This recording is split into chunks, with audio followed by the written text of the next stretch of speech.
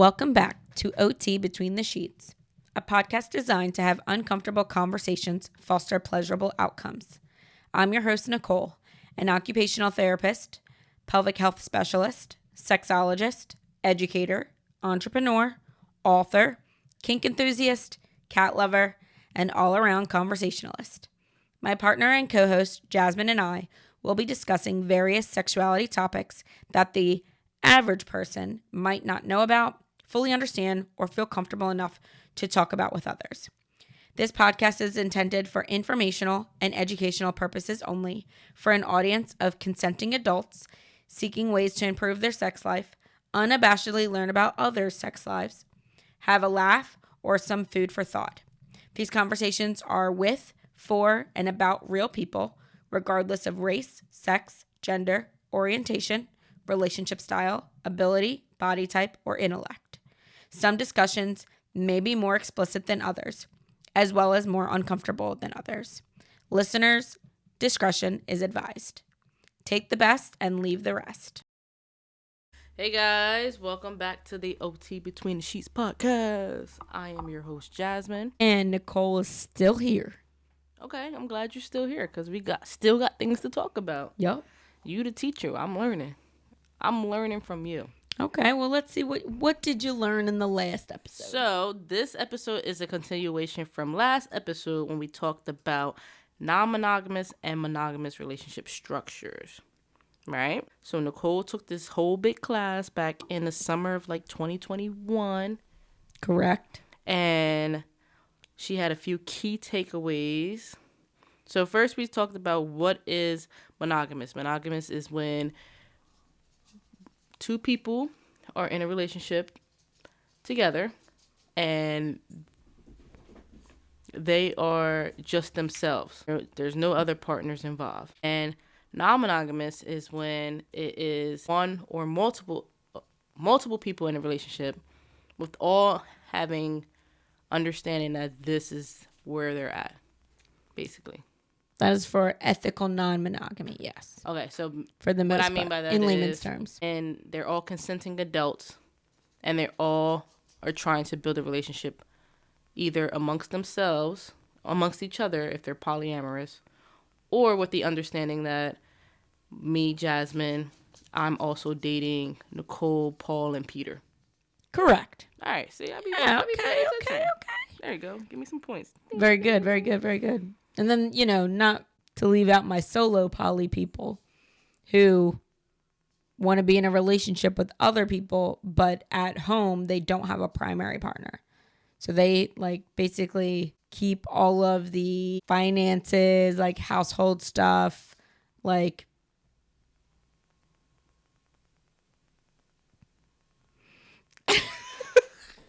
I low-key want to keep that because what?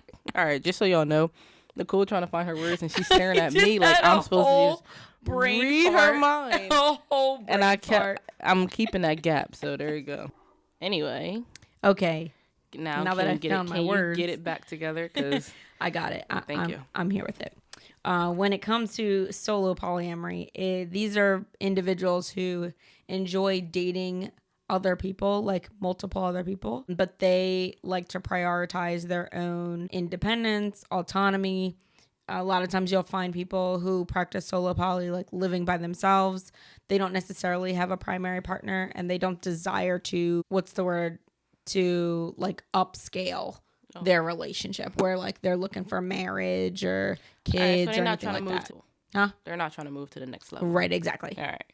So in the last episode, part 1, we did go over some takeaways. In this episode, we're going to be going over a few other takeaways, and then we're also going to discuss some other things. So we're going to not take it too long on these takeaways, Nicole. We are going to keep these short and simple because I want to get to the other topics that you have on this script that we reading off of. People. Right. Okay. All right. I hear what you're saying loud and clear. Thank you for picking up what I'm putting down. I got you. Thank you. I got you. Okay. All right. Well, to recap the very last thing we talked about, Maya Angelou had a quote that said, "Jealousy is like salt in the food. A little can enhance the savor. and too much can spoil the pleasure, and under certain circumstances can be life-threatening. So we talked about making sure you understood the difference between jealousy, which is just not wanting to lose what you have, versus envy, where you're wanting something that you don't have, and then leading into possessiveness, where that has to do with like controlling, entitlement, ownership, and understanding that, that can happen in monogamous relationships, but it can also happen in non-monogamous relationships, and wanting to know like the signs of that, because it can lead to other issues within the relationship. So one thing that we talked about in class that I thought would be really good to go over is understanding the need to develop different protocols within your established non-monogamous relationships. So what do you mean by protocols? Like, are we saying like my safe word is strawberry when we in the bed? Like, don't go too hard. I mean, something like that. Yeah. Okay. But that's like a very, very, very, very, very minute thing. My safe word ain't strawberry, but I just wanted to point that out. Put it out there. Yeah.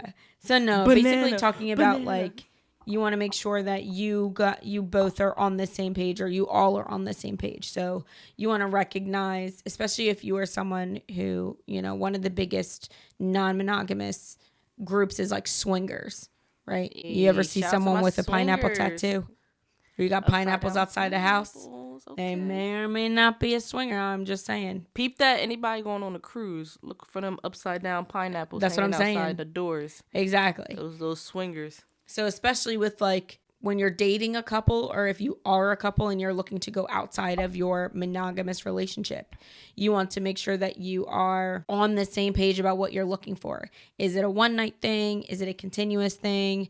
Is it only when you're on vacation, or is it something that like y'all do every weekend? If you are the person that's coming into the couple's relationship, you want to make sure that you respectful of those rules. Exactly. Respectful of those rules, but also being respectful of like what you want out of the relationship too. So yes, recognizing that for the couple, opening up that this idea of I'm not monogamous, I'm not non-monogamous, I was just with the wrong person. Like some people have that thought process, and then we'll sit there and one of them could blame you as like the extra person of being like, our relationship was fine before you came into the picture, trying to put the blame on you. Okay. I see what you mean by that. Yeah.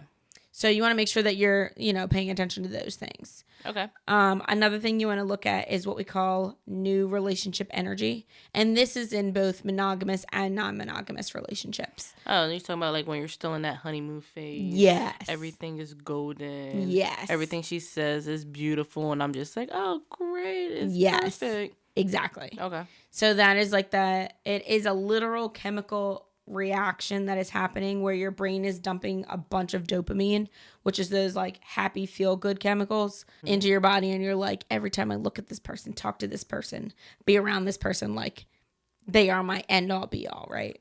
I mean, it's not that problematic though, because like sometimes you need those butterflies in your stomach when those happy dopamine chemical levels rising when you first meet someone. Exactly. What I'm saying is understand that happens for a lot of people as they start off in a relationship. So as a couple, you want to make sure if you're going to step outside of the relationship and you guys are both not picking someone together, then your partner is going to have these feelings for someone else, which could breed the jealousy that we were talking about. Yeah. So making sure you pay attention to that. If you're, say someone picks out another person to bring into your relationship and you're not necessarily satisfied with that, then these need to be established on your protocols of, well, I wasn't feeling this person, so I don't think this person should come into our lives. Because you're going to have that moment where you're like, nah, I think you like her more than you like me. Or they're getting more attention as being a new person into our relationship where I'm not getting the same attention. Which could be, right? But that's where you start riding that line of the difference between jealousy versus envy. So are you jealous of the fact that they are being perceived as getting more attention? Or are you jealous of the fact that the attention that they are putting on this other person is just not getting put on you? And then that breeds the argument of, hey, but you understand what new relationship energy is, so why wouldn't you be able to respect that I would have that with this new person? Okay. You know what I mean? So these are those things where you want, if you're someone that is considering being ethically non-monogamous or developing some type of polyamorous relationship, these are the types of conversations you need to have.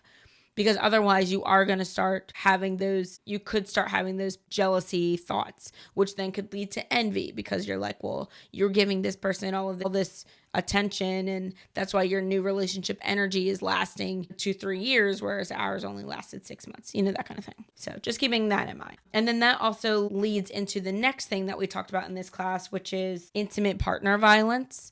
And I'm not going to speak too much on to this topic because there are several beautiful experts that do this and go around and have different lectures and conversations about this. Okay. But I just wanted to point out that was a conversation that we had in the class, and basically understanding, like, kind of knowing the signs and symptoms of someone potentially being taken advantage of, especially if you start noticing that third level, that possessiveness from another partner where, they're constantly demanding your attention, constantly wanting to know where you are, what you're doing, those kinds of things. You want to just pay attention to what's going on with your partner. And then if you as a couple have a don't ask, don't tell conversation, you want to make sure that you have at least an open line of communication to say, hey, I don't feel safe. Right. Or, hey, I'm worried about you. I've noticed your behaviors change in XYZ. Can we talk about it? Right. And then if you're someone who's also on the friendship level of this, and you may notice, like, hey, my friend is in a relationship with somebody, and it just seems like the person she's with is gaslighting her all the time, or manipulating her all the time, or emotionally abusing her in some way. You can have these conversations with your friend and making sure that they are able to seek the help that they need in that situation. But don't necessarily have to be like, oh, that's their relationship, not my business, because not for nothing, a lot of things happen, and the next thought is like, oh, I wish I could have did something, I wish I could have did more. Mm-hmm. In that moment, you're like, dang, she's being manipulated by her new fling, guy, girl, whoever, and you're like, well, what could I have done? You could have, one, got a resource, like, hey, I heard this person's really great for domestic violence, go there, recommend a therapist, seek the police if need be. There are things you can do as an outsider looking in to make sure that your friends are safe in their relationship. Yep. And I do have the name of the person that gave the lecture, Chris Ash. So if that is something that you would like more information on, you can always DM us and I can try to put you in contact with this person. Yeah, and it doesn't have to be for yourself. You can always I'm asking for a friend, a friend of a friend, or whatever the case may be. Because you can definitely step up when there is the opportunity to step up versus having that regret of, I did not step up when I should have. Right. Yep. And then one of the last things that we talked about in going with this thought process of how do we mitigate jealousy, because jealousy is going to be there. A healthy amount of jealousy is good because it says that you care and you want to be in this person's life. We talked about, it was funny because we had a whole conversation on whether or not you should have rules in a non-monogamous type of relationship. And then when you're talking about whether or not you should have rules, understand the difference between rules versus vetoes versus agreements and versus boundaries. That's a lot. Yes. So Jasmine, I want to know, do you think that you should have rules in a relationship? Yeah. Do you know the difference between those four? And do you think that you should have rules when it comes to exploring ethical non-monogamy? Yes. I think there should be rules. I think that you guys should come up to some sort of agreements, and there are healthy boundaries that you should set. Okay. All right. When it comes to vetoes, that will be discussed amongst each other. So as far as my understanding, this will be my assumption of what I believe all of them are. As far as a rule, the rules are we can do X, Y, and Z, but we cannot do something else. That's like the rule. The agreement is we agree that on Wednesday nights is our step out night. Okay. So we can step out in some type of way, but we have to follow the rules. Can't bring somebody home, or we can't sleep with that person on the first night, we have to, run it past each other and then potentially like sleep with that person. Mm-hmm. But that the rule is you can go find somebody, but you cannot sleep with them on that first night. And the agreement is we can only do this on Wednesdays. Interesting. Okay. Right? And then a boundary is we can say if you had, say, a married couple who has children, we can never bring this around our kids. Okay. Our lifestyle has to stay separate from our kids. And then a veto? If you want to challenge these things, we have to sit and talk about it, clear-minded in a different space, not at home. Like we have to go to like a coffee shop and actually sit down and discuss. You hear me out, I hear you out. We come to an agreement. Okay, so you're actually pretty close with those, and I'll give you a synopsis of like. I know I am. Here you go. I'll be paying attention. So 2 things. In class, we talked about why rules and vetoes may not be a good idea. Okay. One of the things that our professor talked about was how rules are meant to be broken. Well, rules often by nature are inflexible. So when you say something is a rule, it can't be changed no matter what. Okay. And then that by default can lead to you basically removing your partner's autonomy of like how they enter other relationships, how their feelings come up for people. Sometimes you can't control that, but if you have a rule, then it makes it a lot harder to be like, okay, well, now I have this internal struggle of, okay, I understand that this is what we said we were going to do, but this is what I would like to do, and this is what my feelings are, so now we have to talk about it. And then you start feeling like, okay, well, now my needs aren't getting met the way I would like them to. So that was a conversation we had. Okay. And then that leading to a veto. A veto is the ability of one person to end the relationship of a linear relationship. So this specifically was in response to when we were talking about couples. So essentially me and you are in a relationship, and then I'm in a relationship with Bob. And you don't like how me and Bob are getting together all the time, and you feel like your needs aren't being met. So you as my primary partner would then veto that relationship and be like, you know what, it's no more. I don't want you guys to be together anymore. And then also, like, as you said, saying, well, this is no longer a rule I want to follow, so I'm vetoing it. We need to come up with something else. So do you think that there should be rules, agreements, boundaries, or vetoes, or? Well, I'll get to that. Yes, I will get to that. Because having a veto creates a power struggle. And I don't agree with taking away your partner's ability to navigate other relationships authentically. And that's why I have a little bit of a problem with the veto and the rules. Now, agreements and boundaries. Boundaries are barriers you need to stay safe and healthy. So like you said, a boundary would be, you can go out, you can talk to whoever, you can date whoever, whatever, but they don't come to the house because our children are at the house. That keeps y'all safe. That keeps your kids safe.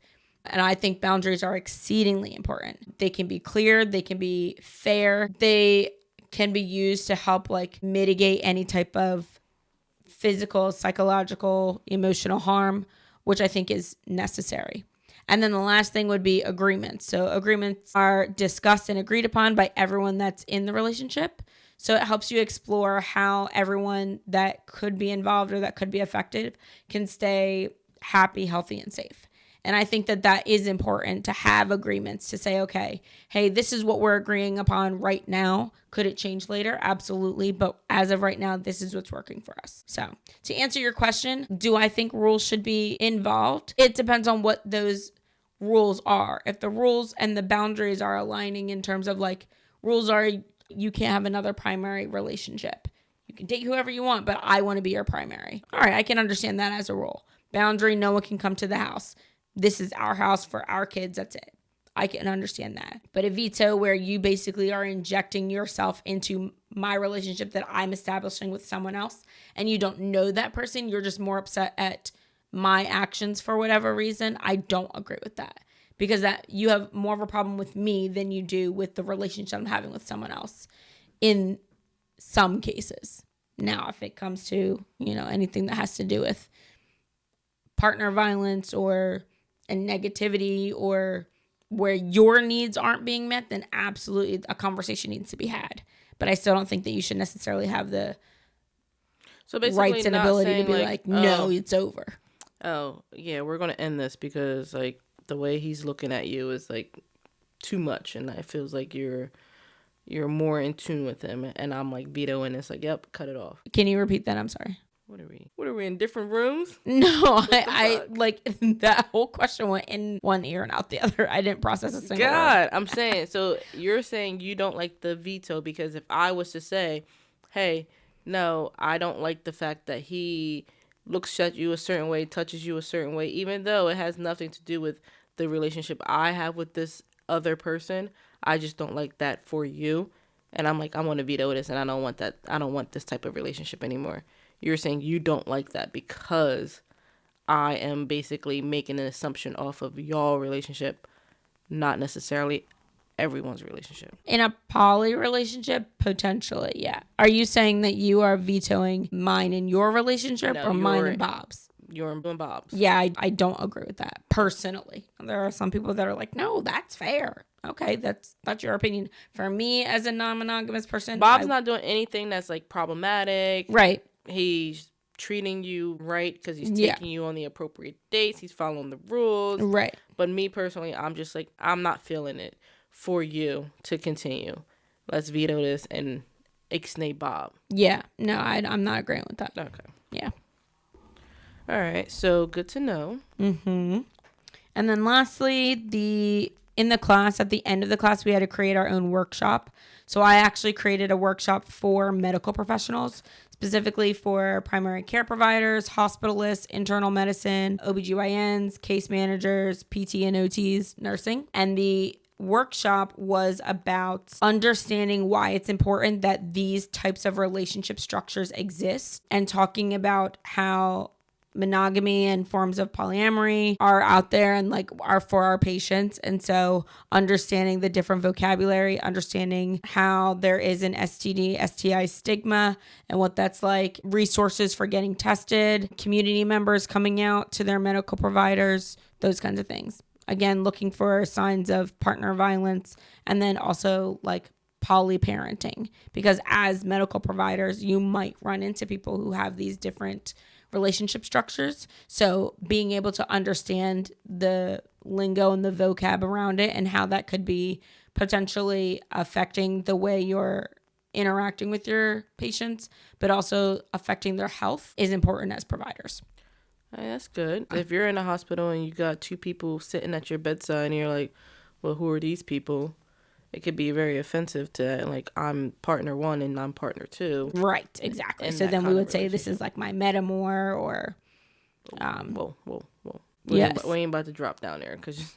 Yeah, that's part of the vocab. So listen, as y'all can see, this class was very, very informative to the point where we had to break it up into two separate episodes. And Nicole can keep going. I'm making her wrap it up. She's about to keep going, and I'm trying to get it to where we're not going down this rabbit hole. Because not for nothing, Nicole was like, this is only gonna be 20-minute conversations. We are already 24 minutes into this. I like to talk. And we barely scratched the surface. So the class is very informative. There's a lot of key takeaways. Relationship structures when it comes to monogamous and non-monogamous is, yes, the more umbrella terms, and you can break it down to polyamorous and other terms. But just knowing what kind of relationship structure that you want and having that conversation with your partner is one of the biggest takeaways from this whole experience. So if you know nothing and you don't listen to anything else we say, just making sure that communication is there. If you are jumping into a relationship with someone else's partner and you're polyamorous and you guys are dealing with swingers, making sure that you're following their rules, their boundaries, their agreements, or whatever they have set out, but also setting your own. So if you're looking to inquire about ethical non-monogamous relationships, Nicole, can they like reach out to you? Can they like chat with you? Absolutely. Or do you have any resource? Absolutely. If I don't know, if you have a general question about it, by all means, reach out. However, if you are looking to speak to someone about it, I could recommend different sexuality educators who primarily talk on this topic. I could probably also recommend some therapists who can work with you and your partners to kind of problem solve and piece out like what may or may not be, speaking out to you. Okay. So one of the main reasons we needed to go over these terms and to talk about this is because when we start talking about different types of sex positions, you need to know how can you be safe with, or what kind of position can I get in if I'm having sex with multiple people. So we wanted to go over some sex positions that you can try if you're having a threesome, a quad, not just you and your one partner. So Nicole did do some research on some top threesome sex positions that you can get into. Listen, y'all. Okay. Y'all know I'm writing a dissertation, and my dissertation has to do with sex positions. There are 495 penetrative sex positions and well over 75 oral sex positions. So Nicole's paper, literally, she has to look at different types of sex positions, all 425 penetrating, all how many? Like over 75. Over 75 oral positions. And listen, she's documenting them. I know, no. Illustrating Ain't nobody doing all that. Absolutely not. I couldn't do it. I only used the 12 that were in other research articles. That's out of the oral ones, I compiled a bunch of other articles and picked the 12 ones that came out the most. She ain't even doing it the right way. She need to go through each one and be like, yep, this looks basic. Oh, I should practice them actually? Absolutely. Is that what you're saying? Absolutely. Note to self. Very good. Make sure to talk to my partner about it. Yeah, let her know. See what she says. Get her intake. Very good. So one of the things I looked at was women's health, reputable. And this particular article was actually updated literally like 2 weeks ago. So the article is 11 threesome sex positions guaranteed to satisfy everyone. Hold on, let me type that in. 11 threesomes. Go ahead. Sex positions guaranteed to satisfy everyone. Not you typing it in. I got to make sure that you're giving out the right information. Right. Because I don't know how to do research. Nah, absolutely not. But I just want to make sure that we're all on the same page. Oh, gotcha. Because we are a family here. Right. You know? Amen. It says make your menage a trois hot, not awk. Not awk. Don't yuck someone else's yum. Don't yuck someone else's yum. Yes. Right. So in this, a couple of them. Don't worry, guys. I got the article pulled up. She's actually correct. Thank you. Some of these were basic. So like one of the ones is like 69 plus. So essentially you're in a 69 position with one partner, and then another partner is penetrating that person from behind. All right. So let me describe it to you guys. So you have one male. He is on his knees. You have another male. He is giving oral sex to the female, and the guy is that's on his knees, is behind both of those people. And it looks as though the female's on her back giving oral to the man that's on his knees. I think I would more say if you're in, because it doesn't have to be male and female. It does not have to be. Right. So I was just going to say. All right, let me clear this up because Nicole wants to make sure that I don't misgender anyone and I keep it gender appropriate. Thank you. For reference, I'm going to say male and female, but these people can be other genders within With these roles, okay? appendages. Please. I don't want to Very misgender good. anyone, but I'm just going to say the way I'm seeing it. Oh, very well. Okay. Understood. Yes. Okay, So I don't one want to person's on misgender top. nobody, and I don't want to just say one person, and it's going to be confusing if I say it, they. I don't want to do that. Okay, I just want to be able to say male, female, just for a reference, even though there's others. Okay. Very well. Okay. Thank you. So that one I felt was like y'all a bit. Could see the look she just gave me, like keeping to two genders. Listen. Okay. We are inclusive here. We are very inclusive. We are. Okay. As long as we know. But for visual representation, I'm trying to explain what I see on my screen to my audience. I mean, I understand what you're trying to. Thank you. Yes. Another basic one was shared oral. So basically 2 people are on their back and one is giving oral to both of them. So like those, I was like, okay, well, I think that anyone could, So kind of figure that there out. is a female laying on her back on one side of the bed, another female laying on her back right next to her, and the guy's just popping from one, the other. Head here, head there, head here, head there. I think the audience gets it. I'm just saying, I need them to know what we're talking about. Right. I think we're going to post these on an Instagram post, baby. I don't really think that you need to describe each and every one. All right, so out of these ones, ma'am, which ones did you actually like? Okay. Because number 4, oral penetrative train. Yeah, that one, I was like, that's what we calling it? An oral penetrative train. So very well. A female is on her back. Another female is giving her oral. And then the guy is behind her, the one that's giving oral, penetrating her. Yes. A classic that a lot of people will see in threesomes, especially in like porn or like movies, will be like the double penetration. So one person, most of the time you see it in a male, female, male situation where there's a male on his back, female's riding him, and another male is getting it in from the back. So now the woman is being penetrated both in her butt and in her vagina. So I was like, okay, well that makes sense. So one that stood out to me is called the daisy train.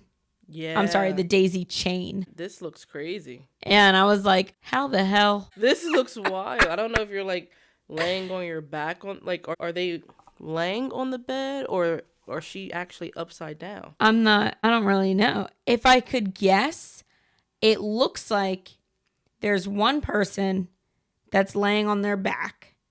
Another person is sitting on their face. Then there's the third person is getting eaten out from the back while also eating out the person that is on their back. While doing a handstand.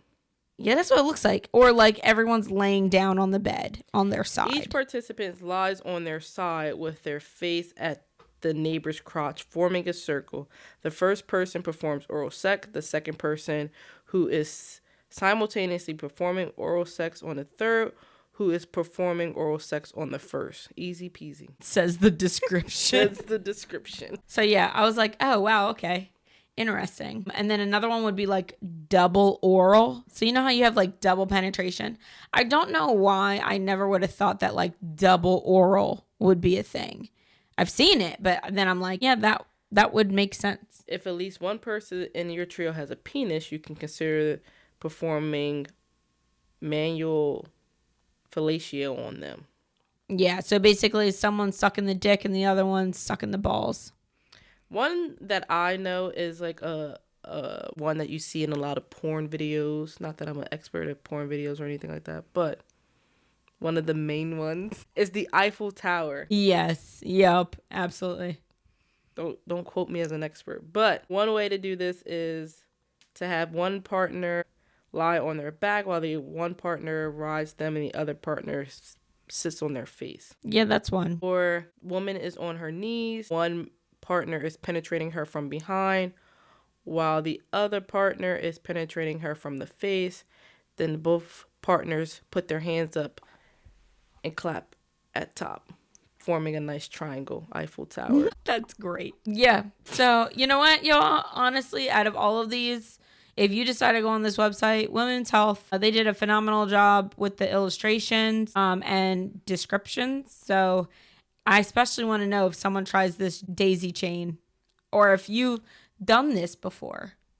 Let us know if any of these is like a favorite of yours, because I'm curious. I am. So I don't want to just limit our poly people with opportunities of sex positions. I want to give our monogamous partners a few sex positions as well. Nicole looked at women's health. I, on the other hand, had looked up men's health. Nice. Source. And this was 56 fun new sex positions to try if you're feeling adventurous in the bedroom. Okay. Let me be like you. Hold on. 56 fun new sex positions to try. If you're feeling adventurous in the bedroom. For adventurous couples in the bedroom. This is the one that came out in 2024. Very good. Okay.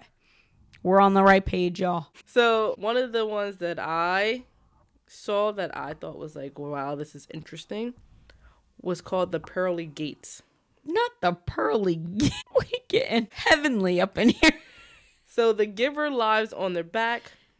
The receiver can straddle them in a reverse cowgirl position before carefully leaning all the way back until their back is on their person's chest. Mm-hmm. The giver can reach around and play with the receiver's nipples or clitoris. Recommendations to using a vibrator during this. Yes. Fuck it. It's my podcast. I have tried this before. It is a... Before we go, have you tried any of the other ones? Of the other ones from the other from the one I talked about? Yeah. No. Okay. I have not tried a threesome yet, y'all. I haven't. I feel like some people automatically assume that I am just out here being a hoe. Right. Not that makes you a hoe, but like that I specifically am out here being one. Mm-hmm. In the event. Because you know what? If you are out here enjoying your threesomes, please enjoy a few more for me. Because it's on my bucket list, but I don't know if it'll happen. We'll see. Okay. But no, I have not tried any of those specifically. But the pearly gates I have tried. A word of caution, y'all. If you're going to be the partner on top and you are leaning back, make sure that the penis owner has enough penis. Is endowed enough to do so. I personally did not necessarily have this problem, but I have heard horror stories of people bending at the wrong angle, if you know what I mean, and pain is real, okay? So please be mindful of that. Yes, that is possible. You can break someone's penis, yes. I know that's possible. Yeah. I know that's possible. Yeah. Yep. I'm not going to tell you how, but I do know that. Okay. It was not me, just for reference. No, very good. Okay. The other one that I feel like many people try or have tried is called the G Whiz, but I also thought it was like funny because it's like whiz, cheese whiz, whatever. But basically, it's Leo. The receiving partner is laying on their back. The giver kneels and puts the receiving partner's legs up on their shoulders. Okay, yeah, I've seen that. As I'm going through these, one that's really sending me is this 69 bridge. Who the fuck? I feel like it should say for very flexible people in some of these, because who's doing handstands and how long are you supposed to hold it? Right. Like you're sitting on your partner's face backwards and then doing a backwards bend to then give them oral. In a 69, like I'm trying to conceptualize it. You're doing a bridge. Like you're doing a bridge. And you're just sitting there. Yeah. This is interesting. Okay. Wow. And one of the last ones that I feel like should not be on this list, but it's here, is called the Stairway to Heaven. So you're sitting on your partner and you're facing away from where your back is to their chest, and you're sitting on a set of steps. It literally is what they call a variation of the hot seat. So this actually would be good for people, maybe not on the stairway because, too much sweat or bodily fluids and y'all slip and fall down the stairs. That's an interesting explanation to the ED professionals for sure. But like the hot seat is a very good position if you are someone who struggles with energy conservation, you get tired easily, you're fatigued. It is a good position to try because you're not expending a whole lot of energy with both of you being in a sitting position. That's interesting. So, yeah. Yep. That's also one of the positions that's for my dissertation. For someone with a low back problem, knees, or hip problems, which if you are over the age of 30, you probably have low back, knees, or hip issues. So you should give the hot seat a try. Well, the last one that I want to say, and I want my listeners to look it up, menshealth.com, but it's called the butter churner. The butter churner. Also known as the squat thruster. Basically, the woman is laying on her back in a 90-degree angle with her feet in the air, and the male is kind of sitting on her butt, I guess, area. Like he's sitting on her. You just gotta look it up. You just gotta look it up because I just want to know. It's for women. It's for not women. It's for an extra rush of blood to the receiver's head because of an increase of their ecstasy. Oh, I've seen this. Yeah. Have I tried this before? Yeah. All right, go ahead. Nicole was trying to make herself lightheaded. Yeah. Well, I learned that as a POTS girly, one should not be in such upside down position. It's interesting. If you have neck problems or like upper back problems, this is not the position for you. But we're gonna leave that at that. We're gonna leave it there. Yeah, I do want y'all to look that one up. Look for up sure. some of these positions. Try some of these positions. I think. What did we say? 52 here. Yeah. 52. There's 56. I say one a week. Try one a week. For 56 weeks. 56 weeks. That's a whole year year and a half. A year and 4. Year and 4. 1 month. Yeah. A good 13 months out of you. Nice. Try these positions. 13 reasons why, y'all. And then be like, Jasmine and Nicole got us doing these weird ass positions. But try them. Have some fun. Yes. Schedule that shit if you need to. If y'all busy, schedule it. Right. Wacky Wednesdays. After you listen to our podcast, y'all already got a glass of wine in you. Yeah. Get in on it. Get into it. Try a position. Let us know what's your favorite. Yep. Nicole can add that to her dissertation. Maybe not my dissertation, but she can add to the discussion. Exactly. All right, on that note, this 15-20 minute podcast has now turned into 45 minute-ish. Yeah. So, there you have it. We're going to go dive into our first of 56 and talk to you guys next week. 8 p.m. Eastern Standard Time. See ya. See ya.